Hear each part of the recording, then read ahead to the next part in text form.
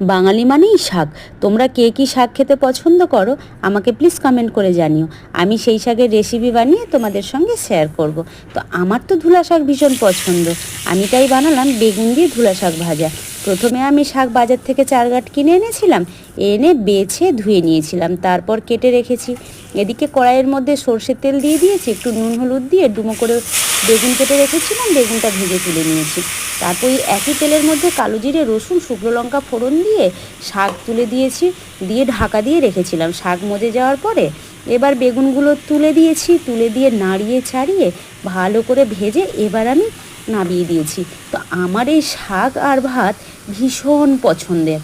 তো তোমাদের কার কার এরকমভাবে শাক আর ভাত পছন্দের আমাকে প্লিজ কমেন্ট করে জানিও। আর আমার উচ্ছে গাছে কটা নতুন উচ্ছে ধরেছে, উচ্ছে বড় হলে আমি তোমাদের সঙ্গে এর একটা রেসিপি শেয়ার করব।